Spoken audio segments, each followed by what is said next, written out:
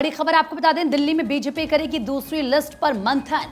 उम्मीदवारों की दूसरी लिस्ट पर मंथन किया जाना है। बीजेपी आज मंथन के बाद इस लिस्ट को जारी भी कर सकती है। सूत्रों के हवाले से खबर मिल रही है। सीईसी मीटिंग में नामों पर मोहर लगेगी। कई राज्यों की बची हुई सीटों पर चर्चा भी होगी। उम्मीदवारों के नाम फाइनल किए जाएंगे और उसके बाद वो लिस्ट बीजेपी की तरफ से जारी की जाएगी।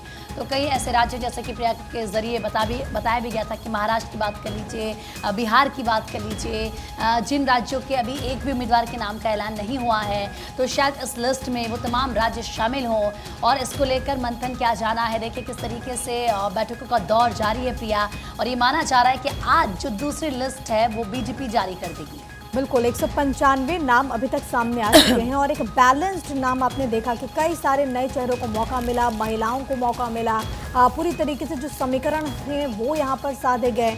कई सारे पुराने चेहरों पर भी भारतीय जनता पार्टी ने एक बार फिर से भरोसा जाहिर किया, जिसमें आपने देखा कि किस तरीके से प्रधानमंत्री नरेंद्र मोदी वाराणसी से चुनाव लड़ेंगे। इसके अलावा अमित शाह गांधीनगर से एक बार फिर से कंटेस्ट करने वाले हैं। रक्षा मंत्री राजनाथ सिंह लखनऊ से एक बार फिर से कंटेस्ट करेंगे। लेकिन अब जो बाकी सीट हैं उनके लिए देखना होगा कि आखिरकार भारतीय जनता पार्टी किन चेहरों को मौका देती है। बात करते हैं एक और अहम खबर की, क्योंकि आज कांग्रेस की सीईसी की बैठक होने वाली है। कांग्रेस भी दूसरी लिस्ट का ऐलान कर सकती है। कई अहम फैसलों पर लग सकती है मोहर। बैठक में मल्लिकार्जुन खड़गे, राहुल गांधी मौजूद रहेंगे। इससे पहले आपको याद होगा कि 39 सीटों के लिए नामों का ऐलान कर दिया गया था, जिसमें मुख्यतः आपने देखा कि छत्तीसगढ़ हो या फिर साउथ के एक आध सीट्स की अगर बात करें तो वो कांग्रेस पार्टी ने अनाउंस कर दिया। लेकिन बाकी जगहों पर आखिरकार कांग्रेस किसको मौका देने वाली है वो देखना बहुत ज़्यादा महत्वपूर्ण होगा। दूसरी लिस्ट का ऐलान कांग्रेस पार्टी आज कर सकती है, क्योंकि सीईसी की बैठक आज होने वाली है और कहा जाता है कि सीईसी की बैठक में एक तरीके से जो मुहर है वो लगती है और उसके बाद ही पता चल जाता है कि आखिरकार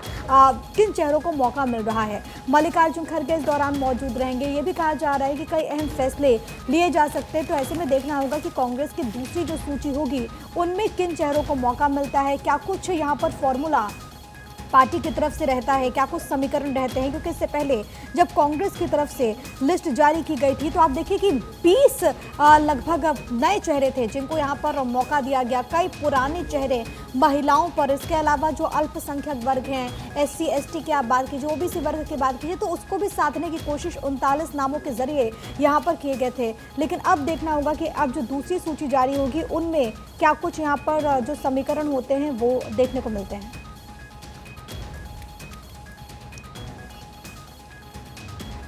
और अक्षय राय हमारे साथ हमारे सहयोगी तमाम जानकारी के साथ इस वक्त लाइव मौजूद हैं। सीधे उन्हें का रुख करते हैं। अक्षय, आज का दिन राजनीतिक लिहाज से बहुत ज़्यादा महत्वपूर्ण है। एक तरफ बीजेपी की बैठक, उम्मीद है कि दूसरी सूची 195 नाम के बाद बीजेपी आज जारी कर दे। दूसरी तरफ कांग्रेस में ही मंथन का दौर, और आज संभव है कि कांग्रेस भी अपनी दूसरी सूची जारी कर सकते हैं 39 चेहरों के बाद। क्या लग रहा है आज को लेकर के, कैसी तस्वीर आ सकती है अक्षय? देखिए, आज दोनों पार्टियों ने आज शाम बैठक बुलाई है सीईसी की। बीजेपी की बैठक 7 बजे बीजेपी मुख्यालय में शुरू होगी और कांग्रेस की सीईसी की बैठक 6 बजे कांग्रेस मुख्यालय 24 अकबर रोड पर शुरू होगी। ये माना जा रहा है कि कांग्रेस अपने दूसरी लिस्ट के लिए प्रत्याशियों के नामों पर चर्चा करेगी, जिसमें कि दिल्ली, राजस्थान, मध्य प्रदेश जो राज्य है वो प्रमुख हैं। इसके अलावा यूपी की कुछ सीटों पर भी चर्चा की जा सकती है। जहां तक बीजेपी का सवाल है तो बीजेपी लगातार सीईसी की बैठक चल रही थी। पहले 6 तारीख को बुलाई गई थी, फिर 8 तारीख को तय हुआ और फिर फाइनली अब आज 11 तारीख को बैठक होने जा रही है, क्योंकि प्रधानमंत्री नरेंद्र मोदी की व्यस्तता रही है इधर, और इसके कारण सीईसी की बैठक लगातार चलती रही है। ये माना जा रहा है कि महाराष्ट्र, बिहार सहित कई राज्य हैं जो भी प्रमुख एजेंडे में है और तमाम महाराष्ट्र के नेता भी आज पहुंच रहे हैं। देवेंद्र फडणवीस हो या अजित पवार हो, सभी यहाँ पर पहुंच रहे हैं। कोर की बैठक हो चुकी है। सीट शेयरिंग फार्मूले को लेकर के लगभग वो बात बन चुकी है। ऐसे में बीजेपी आज महाराष्ट्र को लेकर के, राजस्थान के कुछ नामों को लेकर के, और इसके अलावा अगर देखा जाए तो बिहार के नामों पर, बंगाल के नामों पर चर्चा करेगी। और ये माना जा रहा है कि कल दोनों पार्टियां अपनी दूसरी लिस्ट जारी कर सकती है, जो कि लगभग 50 से 60 कांग्रेस की हो सकती है और 100 के करीब ये बताया जा रहा है कि बीजेपी की हो सकती है। ठीक है अक्षय, बहुत शुक्रिया आपका तमाम जानकारी के लिए। और अब चलिए आगे बढ़ेंगे। बड़ी खबर आपको बताएंगे उत्तर प्रदेश से। एमएलसी चुनाव के लिए आज नामांकन का आखिरी दिन है। एनडीए के सभी उम्मीदवार आज नामांकन करेंगे। नामांकन में सीएम योगी और दोनों डिप्टी सीएम भी मौजूद रहेंगे। समाजवादी पार्टी की 3 उम्मीदवार भी नामांकन इस दौरान करते हुए आपको नजर आ जाएंगे। तो आज एमएलसी चुनाव के लिए नामांकन होना है, अंतिम दिन आज है और ऐसे में एनडीए के सभी उम्मीदवार आज नामांकन करने के लिए पहुंचेंगे। सीएम योगी और दोनों डिप्टी सीएम को भी आप इस दौरान देख पाएंगे। तो ये बड़ी जानकारी है, बड़ी खबर आपको बता रहे हैं। इस दौरान एनडीए के सभी उम्मीदवार आज नामांकन करने वाले हैं।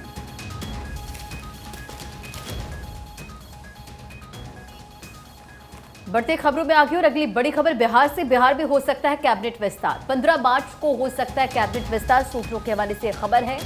और जेडीयू के मंत्रियों को दोहराया जा सकता है, सूत्रों के हवाले से बड़ी जानकारी आपको बता रहे हैं। तो देखिए बड़ी खबर, बिहार में कैबिनेट विस्तार हो सकता है, जेडीयू के मंत्रियों को दोहराया जा सकता है, सूत्रों के हवाले से बड़ी जानकारी है।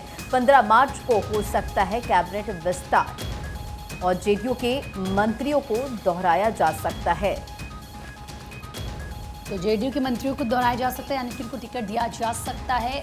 बिहार में माफ कीजिएगा, क्योंकि कैबिनेट विस्तार को लेकर हम यहाँ पर बात कर रहे हैं। 15 मार्च को हो सकता है कैबिनेट विस्तार, सूत्रों के हवाले से जानकारी मिली है। जेडीयू के मंत्रियों को दोहराया जा सकता है, यानी कि जो जेडीयू के पहले मंत्री थे उनको फिर से मंत्री बनाया जा सकता है। और प्रिया, आप कुछ कहना चाह रही हैं इस पूरे खबर पर?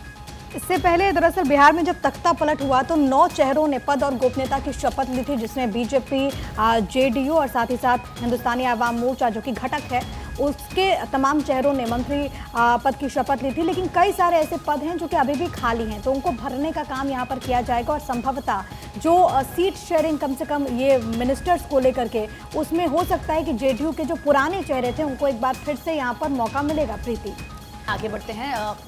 बड़ी खबर बता दें, चुनाव से पहले मुकेश सहनी को लेकर एक बड़ी अपडेट मिल रही है कि बिहार से बड़ी ये खबर है, एनडीए में आ रहे हैं मुकेश सहनी। वीआईपी के मुख्य करेंगे जेपी नड्डा से इसको लेकर मुलाकात, एनडीए में शामिल होने को लेकर बातचीत। तो सूत्रों के हवाले से बड़ी खबर और मुकेश सहनी को लेकर ये अपडेट मिल रही है कि वो एनडीए में शामिल हो सकते हैं, इसको लेकर बाकायदा बातचीत की जा रही है। सूत्रों के हवाले से फिलहाल ये जानकारी मिल रही है। तो अगर एनडीए में मुकेश सहनी आते हैं तो आप ये मान लीजिए कि और एनडीए का कुनबा बढ़ेगा। चाहे उत्तर की बात कर लीजिए, आप दक्षिण की बात कर लीजिए, कोशिश एनडीए की यह हो कि उसका विस्तार हो लोकसभा चुनाव के मद्देनजर, और ऐसा होता हुआ नजर भी आ रहा है। अब अगर मुकेश सहनी एनडीए में जाते हैं एक बार फिर से तो विस्तार होना तय। इससे पहले भी हालांकि हमने देखा कि मुकेश सहनी किस तरीके से उनके तमाम स्टेटमेंट सामने आए थे, कभी वो नाराज हो जाते हैं। लेकिन अब फिलहाल बड़ी खबर बिहार से ये है कि बातचीत चल रही है और वो एनडीए में शामिल हो सकते हैं। सन ऑफ मल्ला के तौर पर मुकेश सहनी को जाना जाता है और इससे पहले भी वो एनडीए का हिस्सा ही थे। हालांकि बाद में वो महागठबंधन चले गए थे और एक बार फिर से उनकी वापसी हो सकती है। जौनपुर के बाद ट्रक ने कार को 100 मीटर घसीटा है, 7 लोगों की दर्दनाक मौत हो गई, 2 लोग गंभीर रूप से जख्मी। शादी के लिए लड़की देखने जा रहे थे लोग, सीतामढ़ी से प्रयागराज ये लोग जा रहे थे। बिहार के सीतामढ़ी से यूपी के प्रयागराज जा रहे थे और तभी हाईवे पर यह भीषण हादसा हुआ, चीख पुकार मच गई। हालांकि उसके बाद वहां पर सीनियर ऑफिसर्स पहुंचे, 7 लोगों की दर्दनाक मौत हो गई, 2 लोगों को अस्पताल में एडमिट किया गया। और अब चलिए आगे बढ़ेंगे। बात होगी प्रधानमंत्री मोदी की। आजमगढ़ में प्रधानमंत्री मोदी ने स्टेटमेंट दिया। मोदी दूसरी बार दूसरी मिट्टी का बना है, ये पीएम मोदी ने कहा। चुनाव में नेता पत्थर लगाकर गायब हो जाते हैं, मैं तेज दौड़ रहा हूं, देश को दौड़ा रहा हूं, ये प्रधानमंत्री मोदी ने कहा। दरअसल प्रधानमंत्री मोदी उत्तर प्रदेश के दौरे पर रहे। इस दौरान आजमगढ़ में प्रधानमंत्री मोदी ने देश भर के 15 एयरपोर्ट्स का उद्घाटन किया। इस दौरान पीएम मोदी ने कहा कि मैं दूसरी मिट्टी का बना हूं, क्योंकि पहले चुनाव के मौसम में नेता पत्थर लगा देते थे, फिर पत्थर भी गायब हो जाते थे, नेता भी गायब हो जाते थे। उन्होंने कहा कि मैं 2047 तक देश को विकसित भारत बनाने के लिए तेज गति से दौड़ रहा हूं और देश को भी तेज गति के साथ दौड़ा रहा हूं।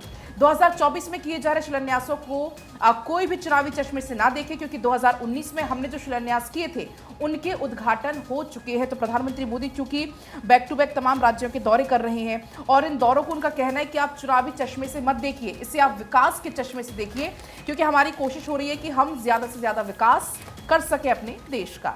बढ़ते खबरों में आगे और दिल्ली में आज कांग्रेस सीईसी की मीटिंग होगी। पहले भी इस खबर का जिक्र हम कर रहे थे, क्योंकि देखिए पहले लिस्ट जारी हुई कांग्रेस की जिसमें 39 नाम थे और अब आगामी लोकसभा चुनाव को लेकर तमाम पार्टियां पूरी तरह से तैयारियों में जुटी हुई है और आज कांग्रेस की सीईसी की मीटिंग होगी। एमपी के 29 सीटों पर उम्मीदवार तय होंगे और बैठक में पीसीसी चीफ अध्यक्ष जीतू पटवारी, नेता प्रतिपक्ष उमंग सिघार, प्रदेश प्रभारी भंवर जितेंद्र सिंह और सीईसी मेंबर ओमकार सिंह मरकाम इसमें शामिल होते हुए नजर आएंगे। तो देखिए, पहली लिस्ट जब जारी हुई थी कांग्रेस की, जिसमें 39 नाम थे, और अब एक बार फिर से सीईसी की बैठक आज कांग्रेस की होने वाली है, जिसमें से उम्मीदवारों के नामों का ऐलान हो सकता है, दूसरी सूची जारी हो सकती है। बात यहाँ मध्य प्रदेश की हो रही थी कि जो 29 सीट मध्य प्रदेश में बचे हुए, उसमें भी लिस्ट जारी कर सकते, उम्मीदवारों का नाम आ सकता है। तो उम्मीदवारों का नाम आ सकता है। आगे बढ़ेंगे, रूस और चीन करेंगे स्पेस में साझेदारी, मिलकर ऑटोमेटिक न्यूक्लियर रिएक्टर बनाएंगे दोनों। चांद पर स्थापित होगा ये रिएक्टर, बिना इंसान को चांद पर भेजे रिएक्टर बनेगा। राजस्थान पत्रिका में ये खबर छपी है प्रमुखता से, और देखिए किस तरीके से रूस और चीन स्पेस में साझेदारी करेंगे और ये लोग मिलकर एक रिएक्टर बनाएंगे। चलिए आगे बढ़ते हैं। बात दूसरी खबर की और अहम खबर के इलेक्टोरल बॉन्ड्स मामले में सुनवाई आज होने वाली है। एडीआर की अवमानना याचिका पर सुनवाई होगी। एसबीआई ने इलेक्टोरल बॉन्ड्स की डिटेल देने के लिए वक्त मांगा। राजस्थान पत्रिका के हवाले से खबर, और इस खबर को तमाम न्यूज़पेपर्स ने जगह दी है। इससे पहले आपको याद होगा कि सर्वोच्च अदालत में जब सुनवाई हुई थी तो सर्वोच्च अदालत ने इस पर रोक लगा दी थी, और साथ ही साथ एसबीआई को दिशा निर्देश दिए गए थे कि तमाम जो डिटेल्स हैं वो इलेक्टोरल बॉन्ड्स के संबंध में यहाँ पर जमा कराए जाएं। हालांकि एसबीआई की तरफ से अब और समय की मांग की गई और इसको लेकर के एक याचिका दायर की गई थी, जिस पर सर्वोच्च अदालत में आज सुनवाई होने वाली है। अब देखना होगा कि सर्वोच्च अदालत का क्या फैसला होता है। पलक। और इस बीच बड़ी खबर आपको बताएंगे, आज रामलला के दर्शन करेंगे लोकसभा अध्यक्ष। लोकसभा अध्यक्ष ओम बिरला पहुंचे हैं अयोध्या। थोड़ी ही देर में दर्शन का कार्यक्रम होगा। आपको इसके पहले तस्वीरें भी हमने दिखाई थी, जब राजस्थान सीएम भजनलाल शर्मा अपने कैबिनेट के साथ आज पहुंचने वाले अयोध्या, और दूसरी तरफ अयोध्या पहुंचे हैं लोकसभा अध्यक्ष ओम बिरला।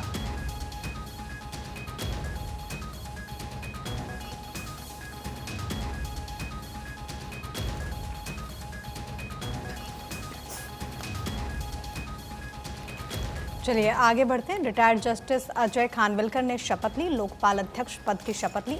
राष्ट्रपति द्रौपदी मुर्मू ने उन्हें शपथ दिलाई है। 27 मई 2022 से ये पद खाली था। पंजाब केसरी के हवाले से हम आपको खबर बता रहे हैं, जिस खबर का यहाँ पर जिक्र है वो ये कि रिटायर्ड जस्टिस अजय खानविलकर ने दरअसल शपथ ली है।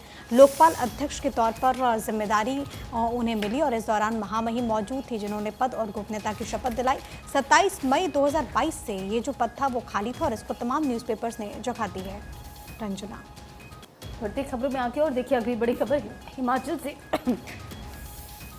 जहां हिमाचल के कोई बात नहीं रंजना, मैं ले लेती हूँ। हिमाचल के निर्दलीय एमएलए के खिलाफ केस दर्ज किया गया है। ये हिमाचल से बड़ी खबर मिल रही है। आपको बता दें कि विधायक आशीष शर्मा के खिलाफ चुनावी धांधली और रिश्वत का पूरा मामला दर्ज किया गया है। पिता चैतन्य शर्मा के खिलाफ एफआईआर भी हुई है। पिता हैं हिमाचल विधानसभा के निष्कासित एमएलए। द हिंदू में ये खबर छपी है, और देखिए हिमाचल से खबर आपको बता रहे हैं, निर्दलीय एमएलए के खिलाफ ये पूरा केस दर्ज किया गया है। चलिए आगे बढ़ते हैं। और जो दूसरी खबर है वो ऑस्कर्स अवार्ड से जुड़ी हुई है, जहां पर 96वें ऑस्कर अवार्ड्स 2024 की घोषणा हो गई। और इसमें जो सूची आई है उसमें देखिए अभिनेता रॉबर्ट डाउनी जूनियर को ऑस्कर अवार्ड मिला है, और साथ ही साथ ओपेनहाइमर को चुना गया है सर्वश्रेष्ठ सहायक अभिनेता के तौर पर। इससे पहले भी हम आपको जानकारी दे रहे थे, इसमें हॉलीवुड की एक्ट्रेस डावाइन जोय रैंडोल्फ का नाम भी शामिल है जिनको अवार्ड मिला, और उन्हें जो अवार्ड है वो द होल्ड ओवर्स के लिए सर्वश्रेष्ठ सहायक अभिनेत्री के तौर पर मिला है। तो ये एक अच्छी खबर है उन तमाम लोगों के लिए जो कि बेहतरीन परफॉर्म कर रहे थे, और क्योंकि ऑस्कर अवार्ड्स की जब भी घोषणा होती है तो वो मोमेंट बहुत खास होता है उन तमाम लोगों के लिए जिनको पुरस्कार मिलता है, और इस बार एक बार फिर से ये सूची सामने आ गई। बिल्कुल, और अब आगे बढ़ेंगे। बड़ी खबर आपको बताएंगे, 15 मार्च को हो सकता है बिहार कैबिनेट का विस्तार। 27 मंत्रियों की वैकेंसी इसमें फिलहाल है। अभी सीएम नीतीश कुमार सहित कुल मिलाकर 9 मंत्री हैं। बीजेपी के पास 23, जेडीयू के पास 19 विभाग हैं। अगर बात करें हमको तो 1 और निर्दलीय को 1 विभाग इसमें मिला है। और अब जानकारी मिल रही है कि 15 मार्च को बिहार में कैबिनेट विस्तार हो सकता है फिलहाल, क्योंकि 27 मंत्रियों की वैकेंसी है। सिर्फ और सिर्फ 9 मंत्री फिलहाल अभी नीतीश मंत्रिमंडल में हैं। बढ़ती खबरों में आगे राबड़ी देवी और मंगल पांडे तीसरी बार बनेंगे एमएलसी, सिद्दीकी दूसरी बार बनेंगे एमएलसी, और आरजेडी बीजेपी वाले उम्मीदवारों के नामांकन आज होंगे। तो ये बड़ी जानकारी आपको दे रहे हैं। राबड़ी देवी मंगल पांडे तीसरी बार एमएलसी बनेंगे और सिद्दीकी दूसरी बार एमएलसी बनेंगे। आरजेडी बीजेपी और माले उम्मीदवारों के नामांकन आज देखने को मिले। 15 और पूर्व विधायक बीजेपी में हो सकते हैं शामिल। चुन्नीलाल मंतूराम के बाद ये भी शामिल हो सकते हैं। इसके बाद 1.5 महीने से दरअसल इस पूरे मामले को लेकर चर्चा चल रही है। 17 नाम की सूची बाकायदा तैयार की गई है। कांग्रेस के कुछ पूर्व विधायकों को लेकर बीजेपी में विरोध भी है कि इनको शामिल ना किया जाए। जाहिर सी बात है, कुछ ऐसे नेता होते हैं या फिर ऐसे समर्थक होते हैं जिनकी दूसरे खेमे से नहीं बनती है उन लोगों से, और उनकी नाराजगी भी ऐसे मामले में सामने आती है। चलिए आगे बढ़ते। केंद्रीय मंत्री अनुराग ठाकुर का युवाओं को संदेश, देश के निर्माण और विकास में अपनी ऊर्जा लगाएं युवा। ये उन्होंने कहा, नशे से दूर होकर देश के विकास में करे सहयोग। युवाओं की नशे से दूर रखने के लिए केंद्रीय मंत्री ने हेलमेट भी बांटे हैं और साथ ही साथ उन्होंने कई सारे संदेश दिए कि कैसे युवा जो हैं वो देश के निर्माण और विकास में सहभागिता सुनिश्चित कर सकते हैं। बीजेपी की संकल्प पत्र सुझाव यात्रा जो कि शुरू हो गई है। राजस्थान में शुरू हुई सुझाव यात्रा। प्रदेश के अलग अलग लोकसभा क्षेत्रों में ये यात्रा पहुंचेगी। प्रदेश के लोगों से मांगे गए हैं इसको लेकर सुझाव। तो देखिए, लोगों से सुझाव मांगे जा रहे हैं और इसको लेकर एक यात्रा निकाली जा रही है जिसकी शुरुआत हुई है राजस्थान से। तस्वीरें भी आप देख सकते हैं। बीजेपी की संकल्प पत्र सुझाव यात्रा है। संकल्प पत्र में कौन कौन से बिंदु होने चाहिए, इस पर लोगों से सुझाव मांगे गए और यात्रा की शुरुआत भी हो गई है। बढ़ते खबरों में आगे, नीतीश ने स्कॉटलैंड में पानी के बेहतरीन इस्तेमाल को जाना और अपने देश में भी अपनाएंगे ये तकनीक। लंदन में प्रवासी बिहारियों ने सीएम को सम्मानित किया, जिसकी तस्वीर आपकी स्क्रीन पर। और ब्रिटेन की यात्रा से आज नीतीश कुमार वापस लौटेंगे। बिहार सरकार के अफसरों ने ग्लासगो साइंस म्यूजियम भी देखा और बिहार ने खगोलीय गणना में दुनिया को अपना ज्ञान दिया है। और जब सीएम नीतीश कुमार वहां पर पहुंचे, स्कॉटलैंड में पानी का बेहतरीन इस्तेमाल को जाना और अब उसे फिर से यानी कि अपने देश में भी ये तकनीक को अपनाने की बात कही। बड़े खबरों में आगे। बिल्कुल रंजना, आपने सही कहा। और दूसरी तरफ हमने देखा कि किस तरीके से पानी की कमी से बेंगलुरु इस वक्त जूझ रहा है। तो पानी का सदुपयोग कैसे किया जाए, क्योंकि जल ही जीवन है और इस चीज़ को, टेक्निक को खुद सीएम वहाँ पर समझे। अब ये कहा जा रहा है कि बिहार में इसको लागू किया जाएगा। आगे बढ़ते हैं। IPO बूम में बॉलीवुड सितारों की चांदी 2024 में भी IPO ने मालामाल किया है। निवेशकों को मिला 192% तक रिटर्न और दर्जनों सेलिब्रिटीज ने करोड़ों रुपए इसके जरिए कमाए हैं। कई गुना इन्हें मुनाफा हुआ है। आगे बढ़ते, शेयर मार्केट की फिर से बात। बुल रन जारी रहने की उम्मीद है। कमोडिटी सेगमेंट में 20 मेटल्स पर बेयर हावी। सेंसेक्स शॉर्ट टर्म में जा सकता है 76,000 पार। निफ्टी भी हो सकता है 23,000। तो ये एक पॉजिटिव खबर है। बुल रन जारी रहने की उम्मीद जाहिर की जा रही है और कहा यह जा रहा है कि आज जब मार्केट खुलेगा तो एक बार फिर से उसी ऊंचाई पर हम पहुंचते हुए यहाँ पर निफ्टी को भी देख सकते हैं। और अब आगे बढ़ेंगे, एक और बड़ी खबर आपको बताएंगे। मालदीव्स का आर्थिक साझेदार बनने में जुटा हुआ है चीन। मोइजू ने 187 में से 36 द्वीप चीनी कंपनियों को सौंप दिए हैं। लीज पर 36 द्वीप हैं। पाकिस्तान भी आपको बता दें मालदीव्स की राह पर चल रहा है। तुर्की से मालदीव्स ने खरीदे हैं ड्रोन। ये बड़ी जानकारी है। बढ़ती खबरों में आगे देखिए, टीम इंडिया तीनों फॉर्मेट में फिर नंबर 1। आईसीसी रैंकिंग में टीम इंडिया का दबदबा जारी है और वर्ल्ड टेस्ट चैंपियनशिप की पॉइंट्स टेबल में शीर्ष पर। टीम इंडिया पहली ऐसी करने वाली टीम बनी है और रोहित शर्मा पहले कप्तान बने हैं।